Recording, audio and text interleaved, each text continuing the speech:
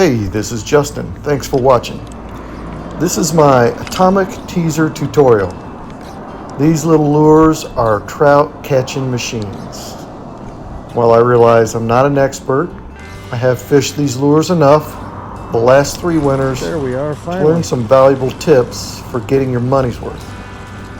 I do want to give a shout out to Mike, a long time ago, who introduced me to the teaser. I was fishing at Towel Ponds with my rooster tails, which I still like and use under certain conditions, but that day I was not having much success at all.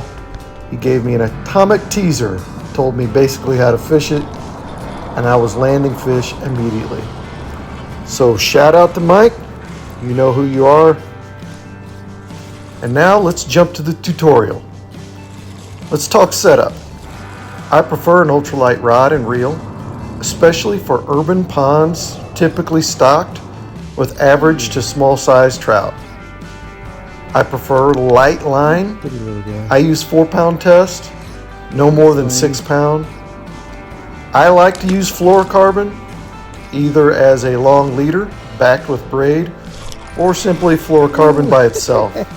It's virtually invisible and highly sensitive so that you can feel subtle bites. I use a snap swivel, and here's why. I think the added weight helps with casting light lures on light line. The snap makes lure and color changes easy and quick, especially in cold weather in the winter when your fingers are old and stiff like mine.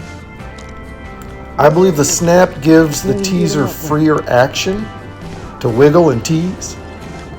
The swivel helps alleviate line twist when you catch trout that like to spin when they're hooked. I have not noticed that trout see snap swivels enough to spook. It's theoretically possible under certain conditions, but as much as I've fished it the last 3 years, I'm convinced that the advantages far outweigh the risks. It's even possible that a flashy gold snap swivel might attract fish. Lastly, I like to use Berkley trout attractant smeared on the bait every 5 minutes or so. This is especially good if you might have an unnatural scent on your hands, like sunscreen or tobacco smoke. By the way, never use bug spray with DEET in it. Fish can smell and taste DEET and will reject that bait with much prejudice. Well, what about colors? I keep it very simple. Bold colors for stained, dingy water, and more natural colors for clearer water. Now, trout can be finicky about colors, so you just have to experiment, and that's why the snap swivel is valuable. Personally, I do like the pearl and red and the salmon versions of the atomic teasers. I think anglers tend to overvalue color selection. I think a bait that is fished with the right presentation and action will actually outfish the so-called best colors most of the time, but there are certainly times that a color will outfish other colors. So just experiment with it if you're not getting bit. Now, casting and retrieval. What's the best way to work the atomic teaser? You may catch a fish here or there with a simple cast and slow retrieve, but I think there's a better way. Casting this lure, like all lures on ultralight tackle, simply requires a flick of the wrist. Occasionally you might really whip it to try to get some added distance, but it doesn't often help. Ooh, that feels like a good Leave the bail open when the lure hits the water. Let it sink vertically, and then as the lure sinks, count down to the desired depth. Approximately 1 foot per second drop of the bait. Sometimes I let it sink all the way to the bottom. I wait for the line to stop moving. But sometimes, if you know there's weed growth, I'll try to guess and retrieve it just above the weeds so that trout that are hiding in the weeds can ambush from the weed bed. So flip the bail and engage the reel. I like to use a slow retrieve with a constant shake of the rod tip. That really makes the bait tease, as you can see in the video. Look at that. It's a very subtle action. In clear water, you should be able to see the bait just dance and twitch very subtly. Not with big movements up and down, but just teased as you slowly reel it in. It is a teaser after all. You can add a jigging motion here and there, like you might jig for bass, up and down with greater vertical action, or letting it fall and rest on the bottom a few seconds. But I always go back to that subtle shake of the rod tip. For the hook set, just watch and feel for the bite like you would any other fish.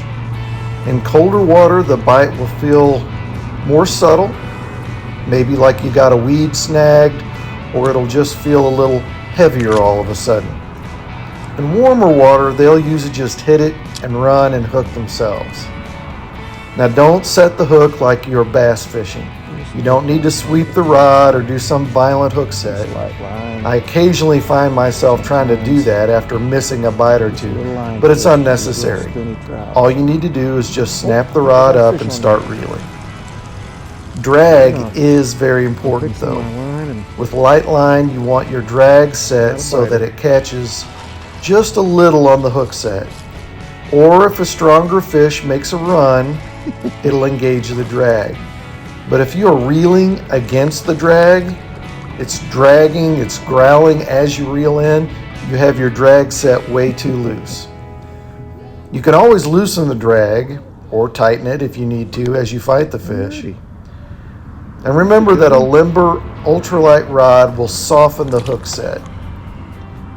Also, if you use mono, there's going to be a little bit of stretch that'll be more forgiving for an overly aggressive hook set.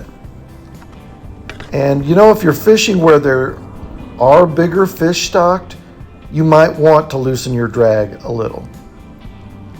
Land the fish like you would any other trout.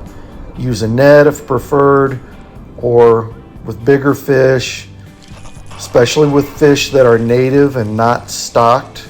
We want to treat those fish respectfully. I'm not as gentle anymore with the urban stockers, especially in my area, because I know they're going to die before the summer anyway.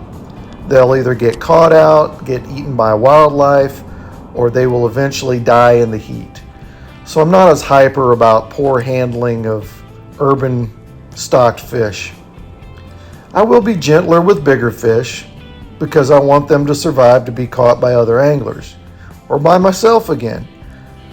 I don't think I've ever gut hooked a trout with an atomic teaser, but it's good to have long needle nose pliers anyway with you.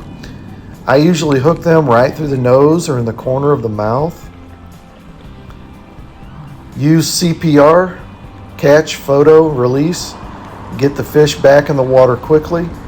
Try not to drop the fish on the ground or squeeze them. It happens, but try not to. Certainly keep your legal limit. Enjoy the fillets if you like to. Atomic teasers will wear out. Sometimes with just a couple of catches. They're pretty delicate. That's my only complaint. But do keep the jig heads. They are perfectly balanced.